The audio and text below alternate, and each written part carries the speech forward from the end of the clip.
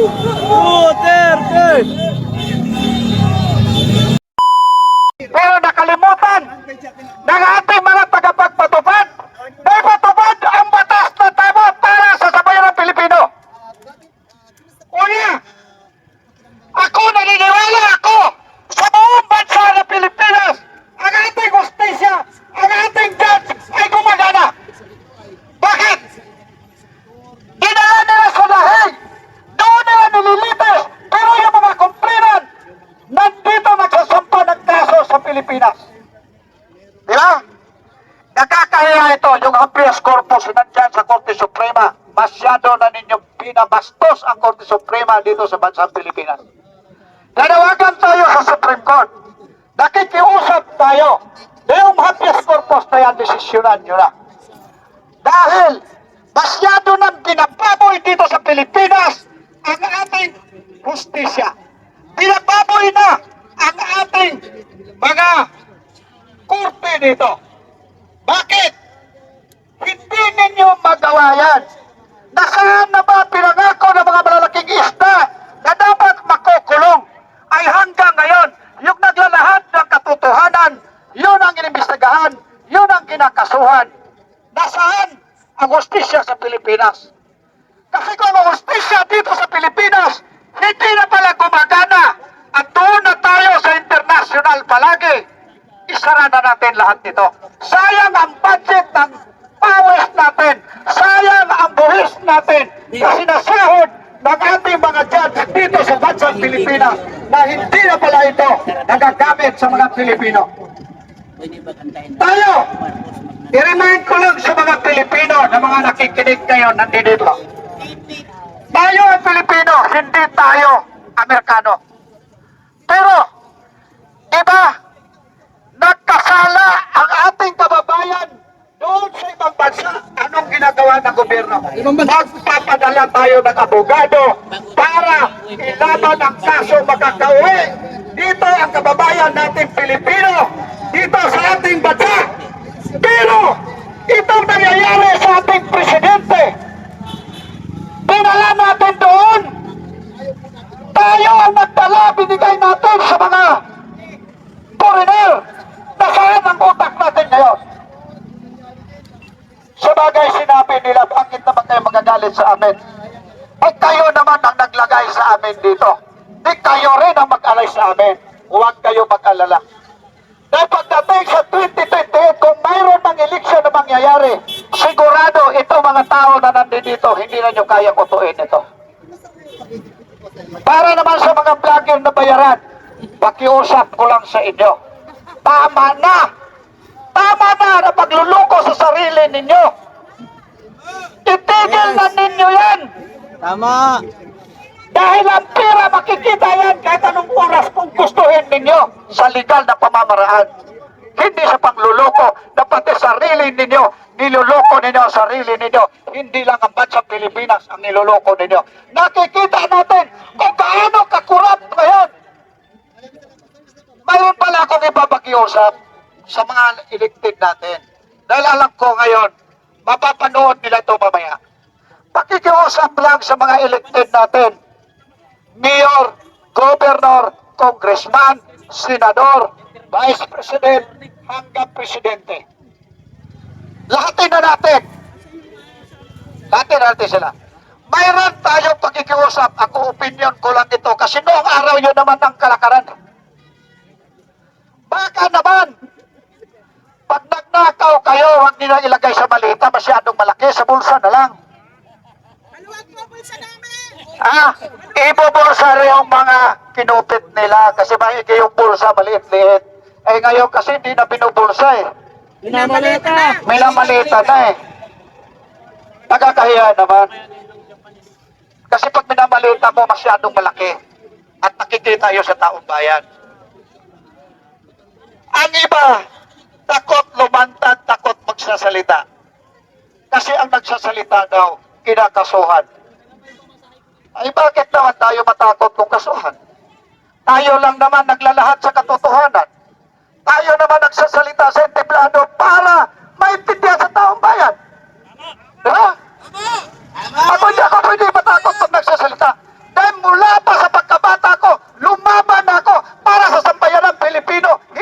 sarili ko. Mabuhay sa mga Pilipino!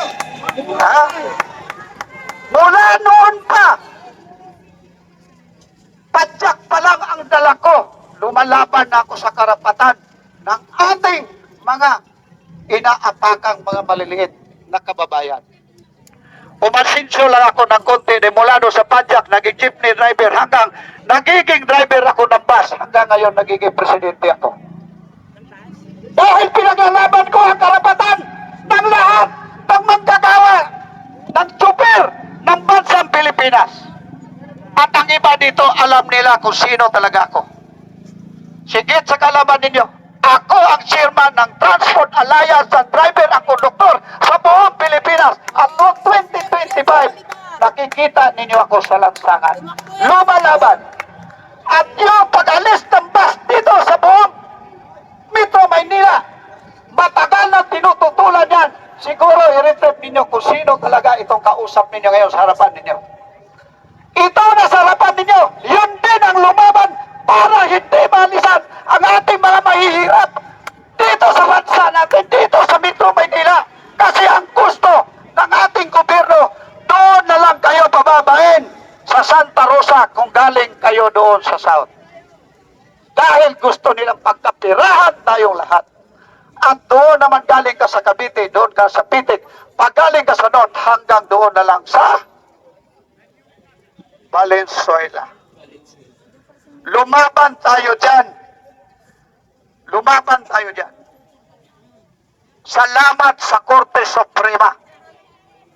Malaki ang pasalamat ko sa Korte Suprema dahil naglabas sila ng permanent injunction. Kaya ngayon, ang mga bus natin, andi dito, nakikita pa ninyo sa buong Metro Maynila, mayroon pa ng dyan, pumaparada sa tabi ng kalsada, at nandoon pa rin sa mga kanya-kanyang terminal nila, at hindi nila pwede pilitin na hanggang doon na lang sa Valenzuela. Marami pong salamat. Dahil, andito na naman tayo ngayon sa harapan ng Korte Suprema. Ito na naman ang ipag-iusap natin. Sana po, ito, pakinggan ninyo ang hinaing ng taong bayan. Baka naman, pwede na desisyonan ang kulang-kulang 1 taon na pinail ng habeas corpus. At hindi ko napahabahin, marami pang magsasalita. Nandyan pa sila si Atty. Topacio na sila yung magpapaliwanag kung ano yung dapat gawin. Dahil mayroon kasing sinasabi na lang Rome Statute, mas maigi ito na yung mga abogado ang magpapaliwanag. Maraming salamat at magandang hapon sa ating lahat, lalo na sa ating mga kapulisan. Marami pong salamat sa inyong pag-assist para sa kaayusan ng ating traffic. Like MMD, nandito ngayon na uma-assist din, tumutulong. Marami pong salamat sa inyong lahat. Magandang hapon. Okay. Ayos. Ngayon, nais ko tawagin dahil medyo marami pang magsasalita. Tatawagan ko ang isa sa mga leader ng OFW na walang iba si Kuya Filemon.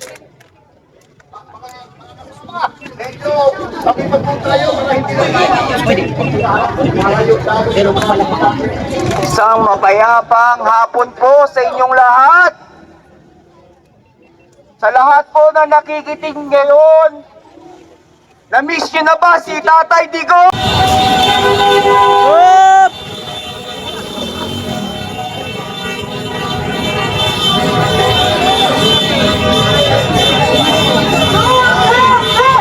Duterte! Duterte! Duterte! Duterte! Duterte! Alam po namin makatarungan ang ating Korte Suprema. Pagkakaroon ng pagpapawalang bisa ninyo. Sa tatastanan mo sa loob, hindi ko na sinasabi. Hindi sa dating Pangulo. Yung ano mo yung dating Pangulo. Duterte! Duterte! Abante! Abante! Abante! Duterte!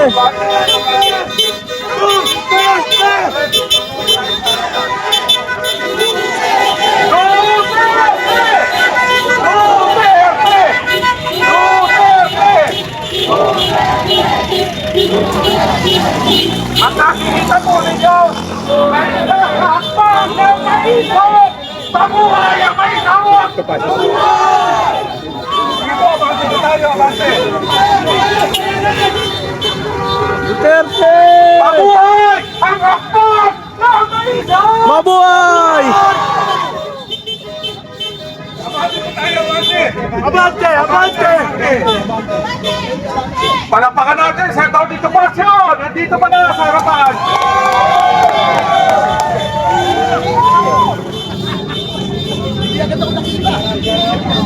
Maligid talaga. Okay, sige, abante po, abante, Mga abante! angkas rider. Andiyan Yung yung mga mga rider natin, hindi pa makakapasok. Yan na mga kababayan. Dumagsa na po ang mga kababayan natin. Mga supporters po ni dating Pangulong Rodrigo.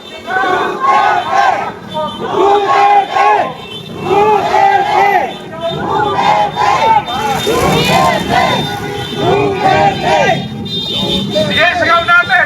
Palayain! Si Duterte!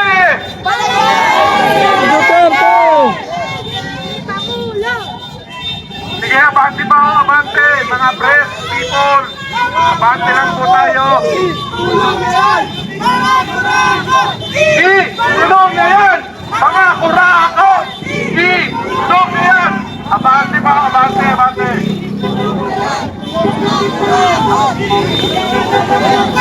Ayan na mga kababayan. Dumagsa na po. Ayan na. Abante po tayo, abante!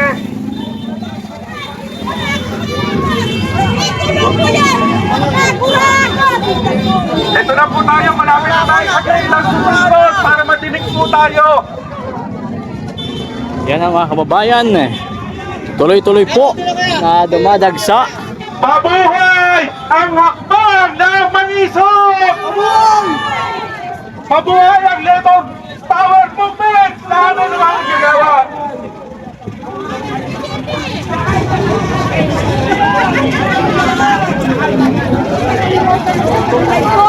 Dito, dito sa harapan! Sa harapan tayo ng gate! Ayan na mga kababayan. Tuloy-tuloy po na dumarating. Actually marami na rin po ang nakaabang dito mga kababayan eh. Sige po, ha? Mabuhay ang hakbang ng Maino! Mabuhay ang hakbang ng Maino! Namatay lahat ng kurako!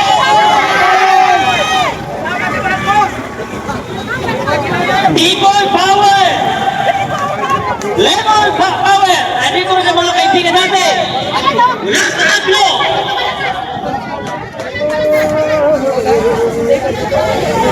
Dumarami kabayan. Dumarami. Ang Ayan ganda o. ng music natin ngayon mga kababayan! Mabuhay ang hakbang ng Maison! Mabuhay ang Aglo! Mamatay lahat ng kurakot!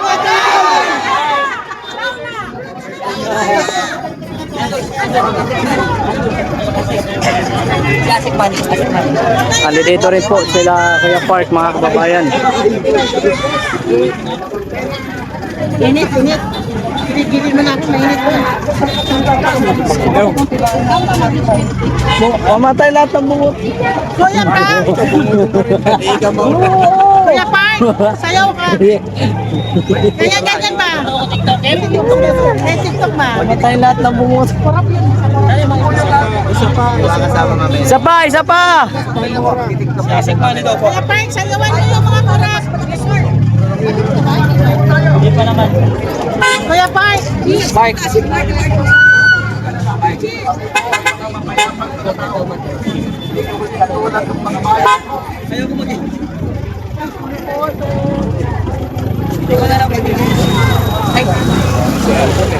Ayan na mga kababayan, dumarating na. Tumugod na sa Supreme Court.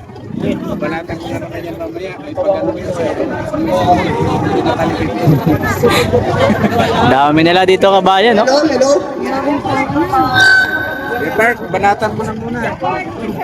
Dami na kabayan ng mga narito, marami ho. Ito na, libo-libong vloggers dumating. Grabe na. Bluetooth disconnected.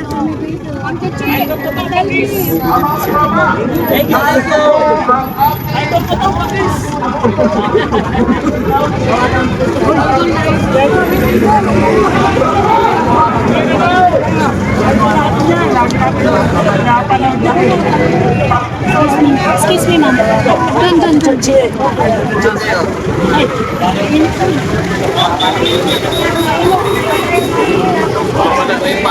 Saan na kaya nag-live yun?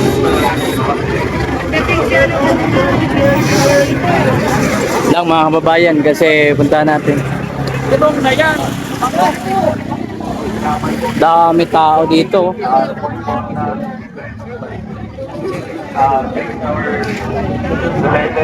President Duterte po. Sana po, tuloy-tuloy po tayo. Okay, magandang hapon. Sorry. Mga minamahal.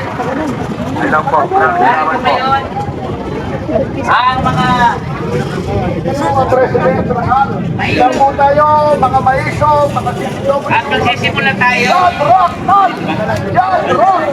Magsisimula tayo ngayon. Napakita ng ating mga Aling Bulacan.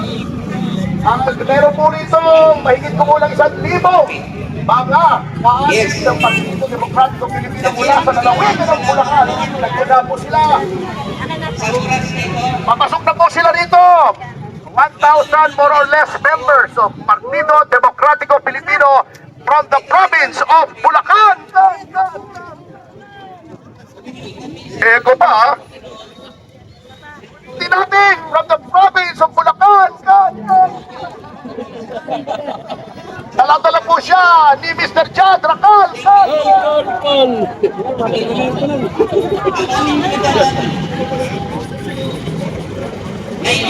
Parating pa rin po si Ato Rizal. Ay, wala natin lagi ng eko yun. Pangit. Baka ma-demonetize kami niyan.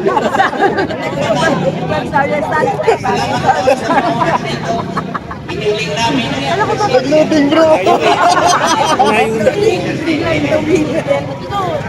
sa oras na ito.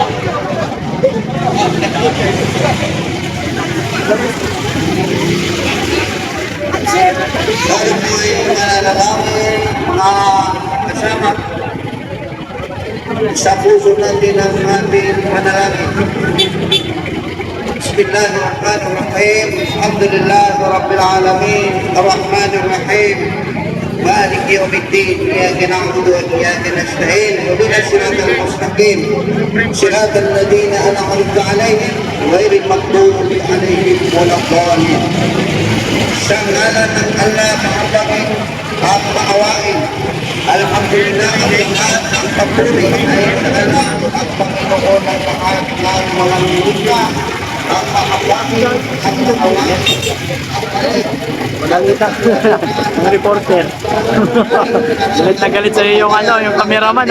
Para kang kainin ng buhay ba? Yabang ang puta. Binalikan pa niya ako talaga. Sa mga nagsumbong lahat doon sa mga katropa yan, nagsumbong siya Pati doon sa yung reporter na babae. Hinihintay ko nga na mananakit Katalino ko panay duro-duro Tinatanong niya yung isang media. Na iyong tuod at mga pangpalaligaw. Amen.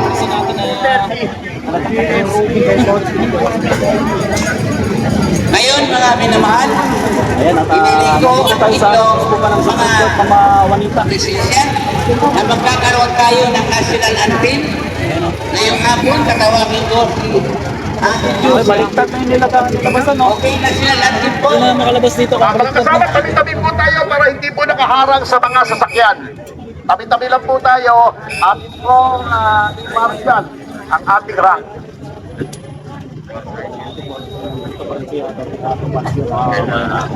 Ilagay mo ang kanang kamay sa kaliwa ng ating gitna. Palang nabiling, pinas ng sinanganan, alam ng puso, sa dibdib mo'y buhay.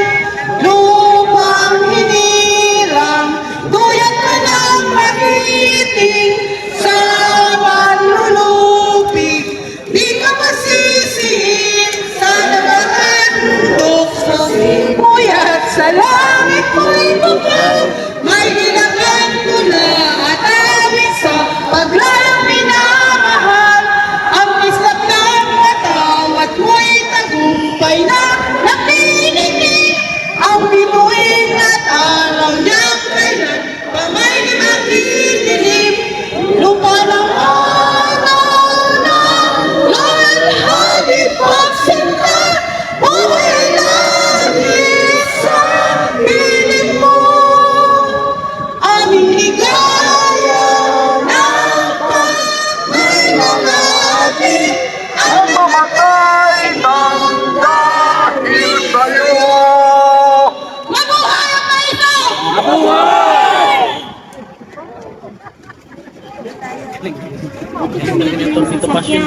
Okay.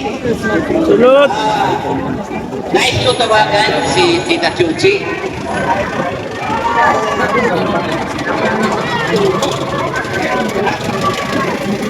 Okay. Okay. Ngayong hapon, mga minamahal. Opo. Nandito tayo para mag-celebrate sa isang taon ng ating mahal na Tatay Digong. At kung bakit po siya wala rito ngayon, ngunit nandito ang kanyang mga anak. At nais namin magpasalamat sa lahat ng mga sumusuporta sa oras na ito.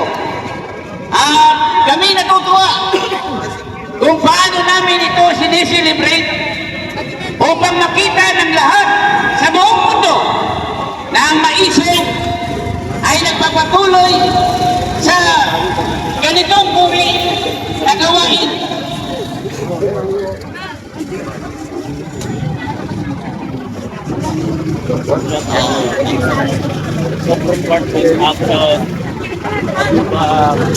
Dahil sa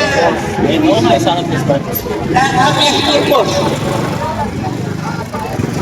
nais namin na ipanawagan ngayon dito sa harapan at ang magpapaliwanag dito natawagin ko Mr. Lawrence. Ayan, na-update natin siya doon dito po ang guys. Sir John, shout out sa inyo. Hello! Dinig niyo ba ako dyan? Dinig! Narinig ba tayo? Mabuhay ang hakbang ng Maison! Mabuhay! Mabuhay ang hakbang ng Maison! Mabuhay ang Pilipilaban! Nasipunin!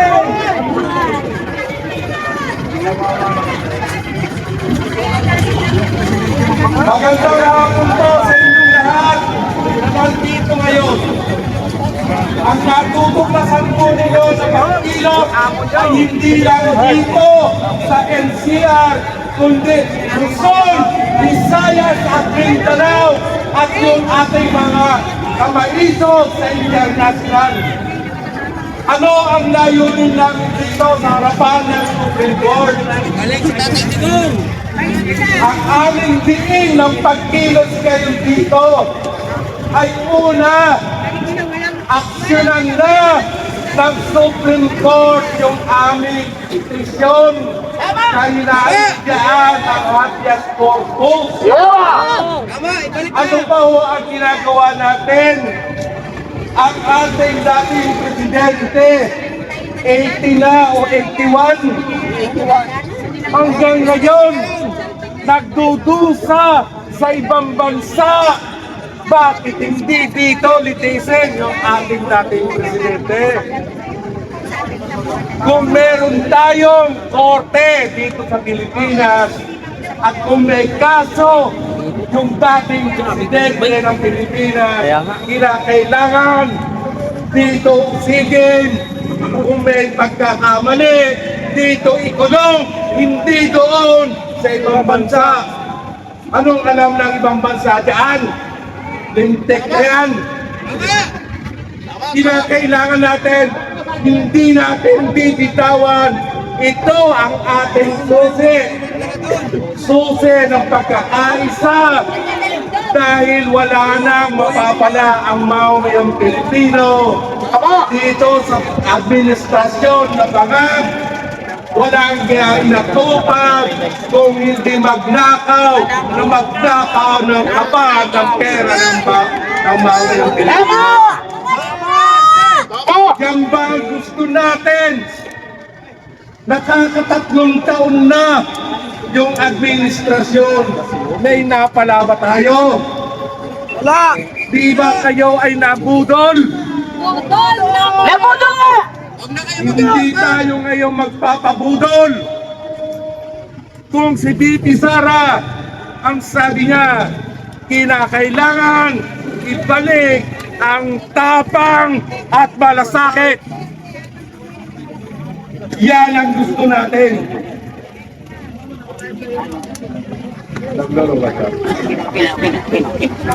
Hello. Ang kinakailangan natin ay yung slogan, tapang at malasakit ang gusto natin. Hindi yung puro pagnanakaw. Kaya kita ninyo sa mga barangay natin, buy one, take three ang lantaran ng shabu sa mga barangay. Yan ba ang gusto natin? Dahil sinakripisyo ni Tatay Digong ang laban sa gera sa droga. Tapos yung parang pinakulong na ang daming nakinabang, ang daming nakinabang dyan sa war on drug ni Tatay Digong. Pero ngayon, sinakripisyo niya ang kanyang buhay alang-alang sa bansang Pilipinas. Kaya hindi mo tayo makakapayag kahit na malayo si Tatay Digong. Nandito ang sabayan ng Pilipino, nagmamatit, nag-oobserba, at hindi natin tatantanan, kinakailangan ang malakihan ganitong pagtitipon. Kaya po, nananawagan kami sa Korte Suprema. Lahat ng mga justices natin, baka bigyan nyo ng urgency. Yang nakapending dyan sa inyo ay dapat naman po mabigyan na ninyo ng aming sinisigaw ang hustisya, katarungan na hinihingi ng sambayanang Pilipino. Palayain si Tatay Digong! Ayun na!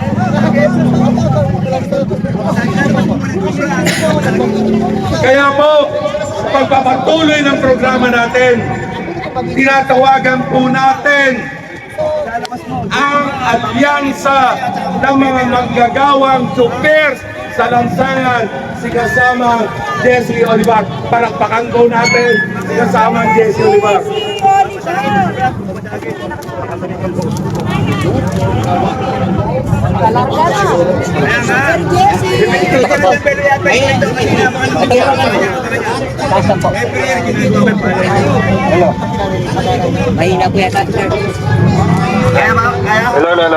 Hello.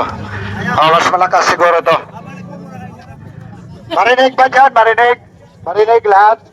Okay. Siguro maraming nakakatanda sa mukha ko, ano? Kulang-kulang isang taon ako na hindi nagsasalita nito entablado na ganito. Dahil ako sana, ayaw ko na sanang makikialam dito sa ganitong sitwasyon dahil mayroon tayong tagapagpatupad. Kasama.